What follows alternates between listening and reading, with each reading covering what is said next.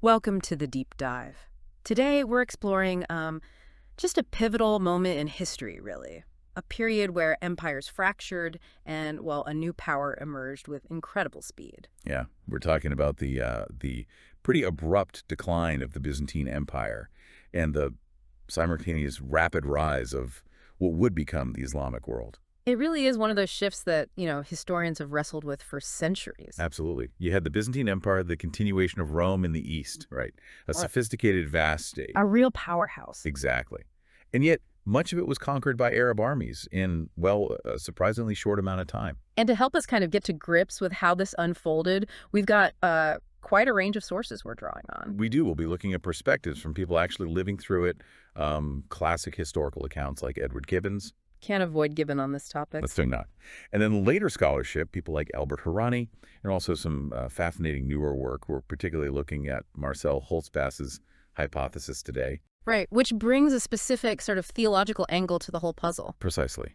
So our mission, really, is to understand the sheer speed of this transformation. And see what these different sources might tell us about what was really driving things, beyond maybe the standard explanations we often hear. Moving beyond those, yeah. Okay, so let's set the scene a bit. What did the Byzantine Empire actually look like just before all these changes kicked off? Well, in the early 7th century, Byzantium certainly wasn't seen as being on its last legs. Not at all. Still a major player. The dominant power in the Eastern Mediterranean, controlling incredibly wealthy, populous regions. Think Egypt, Syria, large parts of Anatolia, modern Turkey. The direct heir to Rome, based in Constantinople. That's right.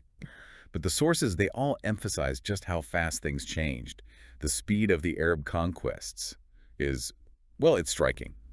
How fast are we talking? It's hard to overstate it, really. Arab armies took control of most of that huge Byzantine territory, including those vital, densely populated areas, in roughly 20 years. 20 years! That's incredibly quick. It is. And, at the same time, they were also bringing down the ancient Persian Sasanian Empire next door. Wow, so they were fighting on two massive fronts and winning. Effectively, yes. The pace is just astonishing when you look at the sources. So this really frames the central historical puzzle that comes out of the sources, doesn't it? It does. Given its apparent strength, its history, its resources, Mm-hmm. how could the mighty Byzantine Empire fail so dramatically to stop these armies? That's the fundamental question, isn't it? Yeah. And initially, people explained to them. Exactly. Contemporaries on both sides primarily framed it through a religious lens. So how did the Byzantines, the ones losing territory, how did they make sense of it? Well, for the Byzantines facing invasion, loss, chaos, it was seen as divine judgment, God's punishment. pretty much. They believed their suffering was because of their sins. The hope, according to the sources, was that once they'd been, sufficiently chastised, God would favor them again and the Arabs would be kicked out. And what did they think of the Arabs' own religion? The sources show they were quite dismissive, often calling it something like a devil's invention, not taking it seriously as a rival faith, more like a heresy or a temporary scourge. Okay. And the Arab perspective, then? Just the opposite. Precisely. For them, their stunning military success was, well, proof. Irrefutable evidence that they were God's chosen people, that they followed the true faith. God was on their side. That's what the sources indicate they believe, yes. Yeah. That God had commanded them to expand, to conquer, and promised paradise to warriors who died in battle. It's fascinating how that religious framing, God's will, religious fervor, how that carried through even into much later, more secular accounts. It really did endure. You look at Edward Gibbon writing in the late 18th century, his massive history of the decline and fall of the Roman Empire. His explanation, while secularized, still basically pits a weakened, what he called degenerate Byzantine Empire against the intense religious fanaticism of the Arabs. He wasn't subtle about it, was he? Not at all. He wrote quite bluntly that the Arabs were lucky, essentially. Lucky their opponents were degenerate and disorderly. He thought earlier Romans would have crushed them. Oh, yeah. He argued that vigorous emperors like Trajan centuries before would have easily scattered these naked Saracens, as he put it, and their tide of fanaticism would have just vanished. And he had specific reasons for why he thought Byzantium had become degenerate. He did. According to Gibbon, the main culprits were Christianity and what he saw as imperial tyranny despotism. How did Christianity fit in for him? Well, he famously described Roman senators around 400 AD finally accepting Christianity.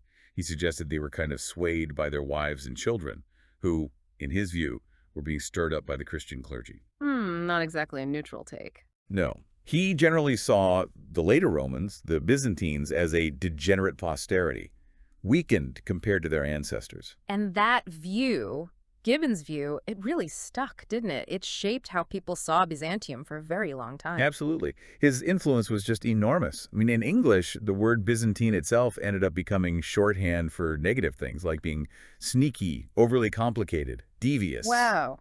That's quite a legacy. It is. And this idea of religious motivation, the sort of fire of conviction on the Arab side, it keeps popping up, doesn't it? Even in more modern history. And see it mentioned. You do. Even within the Islamic world itself, later historical accounts often looked back at the Salaf, the first generation, through this lens of intense, pure religious zeal. A kind of golden age of faith. Something like that. And even someone like Albert Harani, in his really well-respected History of the Arab Peoples, while he gives practical reasons, military skill, camels, the lure of land and wealth, he still includes the fire of conviction as one factor contributing to the Arab success. Which still leaves that question hanging, doesn't it? What exactly was this conviction? And how did it drive them so far, so fast into non-Arab lands? Okay, so the traditional picture is maybe too simple. Weak Byzantium versus fanatical Islam. If historians think that's insufficient now, what are they looking at instead? Well, the consensus among, I'd say, many scholars today is that, yeah, that older narrative is just too simplistic. It's outdated. Part of the problem was always the scarcity of really good, reliable early sources. A lot of the accounts were written much later. Exactly. Often reflecting later viewpoints, later agendas, rather than capturing the moment itself. But that's changing the source situation. It is, thankfully. Over the last few decades, there's been a lot more collaboration. You have Byzantine specialists, Islamic studies scholars, archaeologists, all kind of talking to each other more. Pooling resources and perspectives. Right. And it's allowing a much richer, though still, complex and evolving picture to emerge. It's not like there's one single new answer everyone agrees on yet. And one big part of this newer picture, especially in the sources we're looking at, like Holzbus's work, seems to be bringing theology back in, but maybe in a different way. Precisely. Now, these sources aren't saying other factors didn't matter. Of course they did. Byzantium faced huge challenges. Like what? Well, there was a massive economic crisis after about 540 AD. Then the devastating Justinianic plague around 550, which killed, maybe a third or even half the population across the empire. Huge demographic shock. Unimaginable. And then right before the Arab conquests, this incredibly long and brutal war against the Persians from 602 to 628. It left both empires absolutely exhausted. So those factors are undeniable. They weaken the state massively. No question.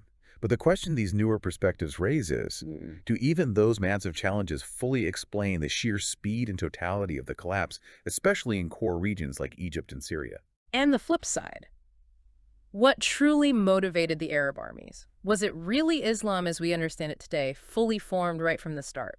This is where the hypothesis from sources like Holzbus gets really interesting and maybe controversial for some. Okay. The argument presented is that Muhammad, well, obviously hugely significant in uniting tribes in Western Arabia, didn't necessarily order the conquest of the northern empires in the specific way it unfolded. And perhaps the most surprising claim in this line of argument is that the conquerors themselves, in those initial decades, didn't widely know or invoke Muhammad's name. Really? For example, his name apparently doesn't start appearing in Arabic inscriptions found in the conquered territories until around 690 AD, Yeah. which is, decades after the initial conquests. That is a surprising detail. If true, it changes things. It does raise questions. Yeah. So the core argument about the theological motives, from this perspective, is kind of two-sided.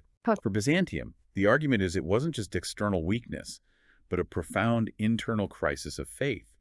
Theological disputes that were tearing the empire apart from within, making it brittle. And for the Arabs? For the Arabs, it was a newly emerging Arab religion that provided the unity and the impetus for conquest. But crucially, this religion was not yet Islam, as it later became codified and understood. So Muhammad's specific revelation played a different role initially. A more subordinate role in those very first decades of conquest, according to this view. Islam, in its fully developed form with detailed law and theology, essentially did not yet exist, when the conquests began. Okay, let's unpack the Byzantine side first. These internal theological conflicts, the sources suggest historians have maybe overlooked their political impact. Yes, that's a key part of the argument, that mainstream history often missed the full political fallout of these religious debates, What kind of debates are we talking about? primarily stemming from the Council of Chalcedon back in 451.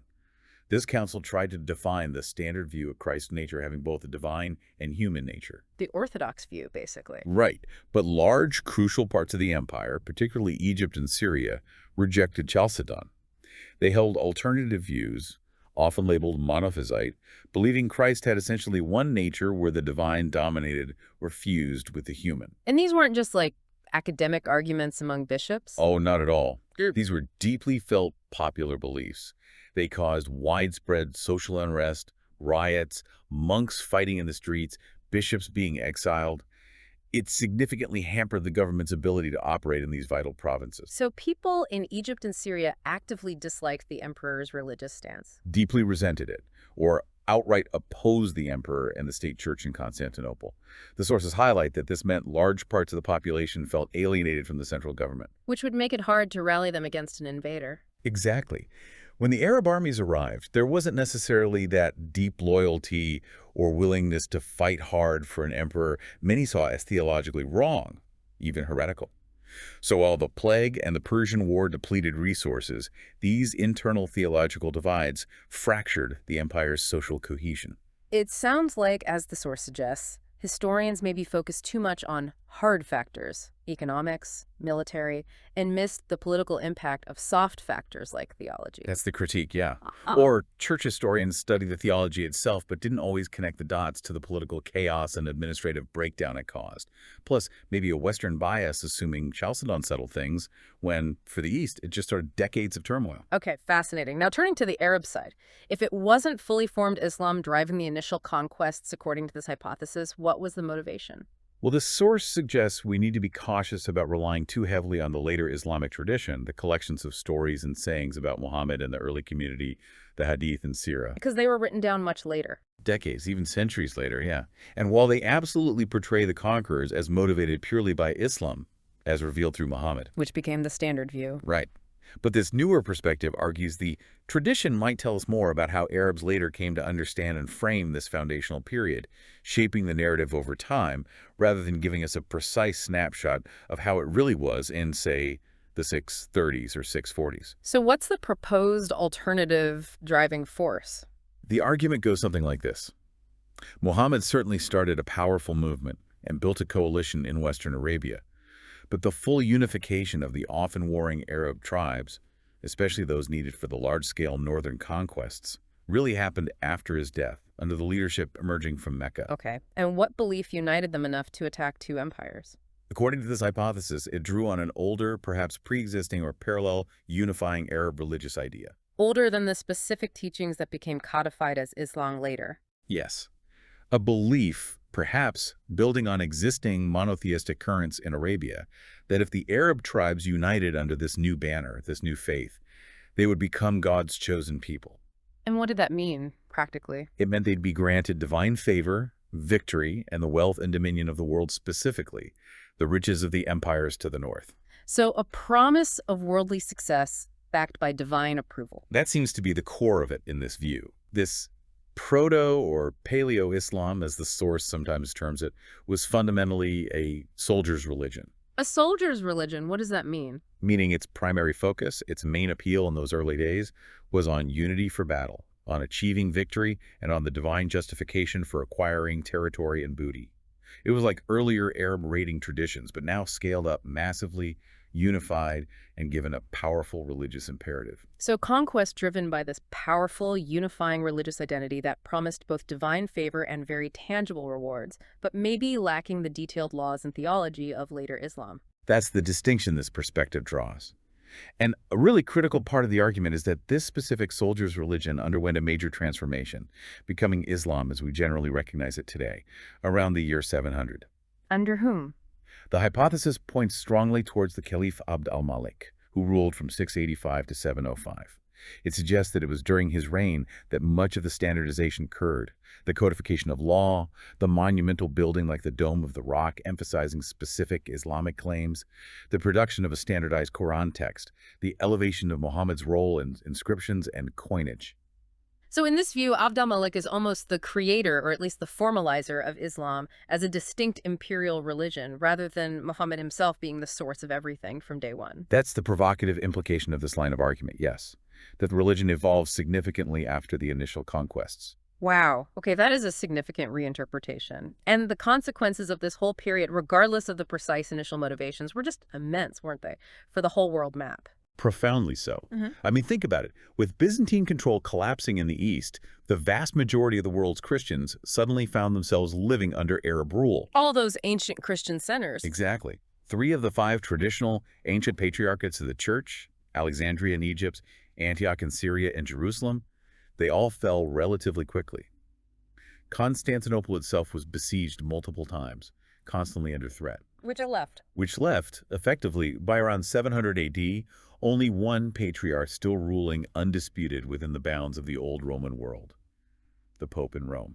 So the center of gravity for Christianity just shifted. Irreversibly, from east to west during that crucial 7th century.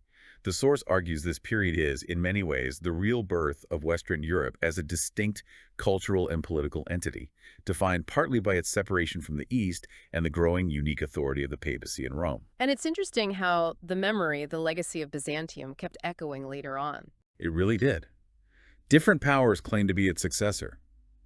The source notes, for instance, in Russia, centuries later, the Tsars saw themselves as heirs to Constantinople, protectors of orthodoxy, Moscow as the third Rome, Right. after Rome itself, and then Constantinople fell. And modern Greece, there's a connection there too, though maybe framed a bit differently. Yeah, the source points out that when modern Greece was fighting for independence in the 19th century, they strategically chose the name Hellas. Connecting to ancient classical Greece. Exactly. To appeal to Western European interest in the classics, which was strong, rather than emphasizing the more recent medieval Byzantine past, which was less known or admired in the West at the time, plus Constantinople was still under Ottoman rule. Oh. So Hellas was strategically useful. And the Ottomans who conquered Constantinople, they also saw themselves as successors in a way. Oh, absolutely.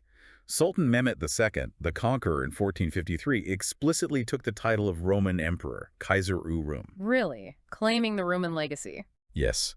From his perspective, Islam wasn't destroying Rome, but perfecting and inheriting it.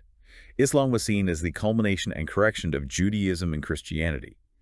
He even briefly launched an invasion of Otranto in southern Italy. Trying to reunite the empire. It certainly looks like an attempt to symbolically, maybe even practically, assert his claim over Roman territory and potentially reunite the empire under his rule, though that Italian venture didn't last long after his death. So, pulling all these threads together from our deep dive into the sources, what's the main takeaway, especially thinking about these newer perspectives? I think the core insight, really, is that the old, simple story, weak, decadent empire versus unstoppable religious fanatics just doesn't hold up well when you dig into the details. This is too much. It misses a huge amount of nuance. By looking closely at all the sources, including the archaeology, the inscriptions, and this newer scholarship focusing on internal dynamics, you see a picture where deep internal theological conflicts within Byzantium were arguably just as important as external pressures in causing its rapid collapse. They fractured the state from the inside. Making it brittle when pushed. Exactly.